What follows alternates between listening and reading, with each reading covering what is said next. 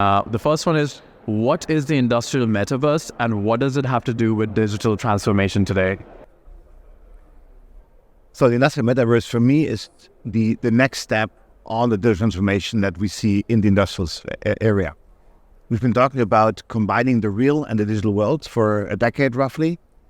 And now we help create digital twins that are dynamic.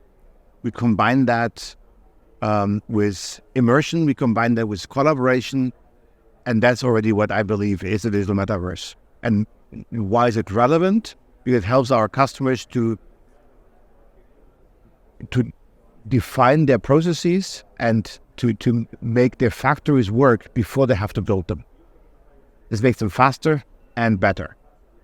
And when they run the factories, they can actually optimize it while they're running them when things around that change. And so what's the most exciting use you've seen till now? And most exciting use for me is things like a virtual commissioning of a machine. You can actually, before you get the machine delivered 3 months early, you get the digital twin of the machine. You can get it up and running, can optimize your CNC scripts, and you actually pretty much 3 months earlier up and producing. And that's really big for customers. Okay. The next one is, do you think that digital transformation has the potential to revolutionize our industries and infrastructure? I absolutely believe it does. The reason why I believe it is when we have two transformations happening parallel. We have digital transformation on one side, but we also have sustainability transformation on the other side. This means we have to produce more with less, and this only works if we can have guaranteed stable processes, stable infrastructures that we do not need to worry about. And that's exactly what digital transformation provides. When you look back on a car, I'm old enough to still remember times when you were not sure if your car starts in the morning. Today, that question doesn't come to your mind anymore. It does. Infrastructures are there, and we don't need to worry about them. And we shouldn't. Production has to function. Now we see when supply chains don't work, how many things are not available. And we can't hardly cope with that, basically. This is not how things should be in the future. And digital transformation will bring us to the point that infrastructures are reliable, at a minimum footprint, helping us to go on with our lives as we need to. How will the industrial metaverse, or rather the acceleration of digital transformation, revolutionize industries and infrastructure? This is kind of the same question, but... Yeah. What we're going to see is that infrastructures become a fabric of society. They're there. We don't need to worry about it. We don't need to know about them. They're going to support us also when there's changes, more people moving to cities, more people needing transport, and so on. On the industrial side, we're going to see a separation into mass production and mass customization. And mass customization needs exactly the industrial metaverse to actually happen, so we all get what we want to have and still maintain sustainability in the process. And with your expertise in operational management, what steps do you think need to be taken in order to reduce the complete production timeline to a minimum? The first thing is we have to be able to design things digital, and the production process, they go hand in hand. Without needing to build prototypes, we can test them out digitally, and then we can simply, in a certain way, download that into the production flow. And this will squeeze timelines dramatically and make things a lot faster. And how can businesses tap into the potential of industrial metaverse? What are things you have to look into as a business leader right now? I think the first big focus is, what are the main questions where digital can help you? And these are business-specific questions. They're not generic ones. And then find yourself a good partner that helps you on that way, because also for our customers, it's a digital transformation on their own. They need to understand what digital helps and doesn't help, and to acquire skills. We need a partner, a trusted partner, to help them move on that way. And in the beginning, the customers should not take the big all-in approach. I invest millions, but actually take step by step, getting services in there, helping them build up, let's say, digital twin of the factory, optimization of the production line, those type of topics, and then take step after step on this way. And what are some of the steps in this step after step thing?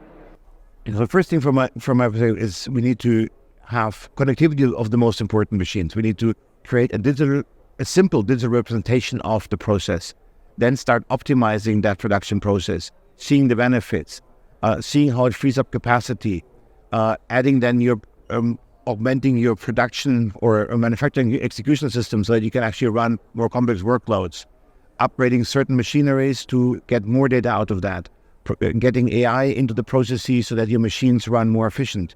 Then take the step towards having self-configuring production workflows. But this is really step after step, goes over a couple of years. So in your opinion, is the industrial metaverse a game changer in operational technology? For me, it is a game changer, and it's a game changer that in the first part is already available now. Only the first part is available now.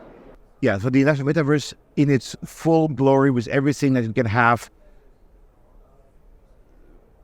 dynamic digital twins, immersion, collaboration, digital asset can be traded, all that will still take a while to be complete there and harmonize across all industrial areas. But you have already today a big part of topic that you can already today get. Dynamic digital twin, you have stories around that. Collaboration is there. Immersion, in certain cases you can do. Augmented reality, for certain things you can do. Not for all cases yet. You have already things like digital commissioning of a machine, of a plant. So they all exist, and they still need interfaces in between them. Those interfaces will disappear over time, they will become seamless. But already today you get a vast portion of that value that you can have today, and you don't have to wait for in 10 years or 15 years to get to the good, get to the perfect situation in the future. You don't have to have that. And what do you think of machine learning? Why do you think machine learning is increasingly being considered today's most important and irreplaceable technology?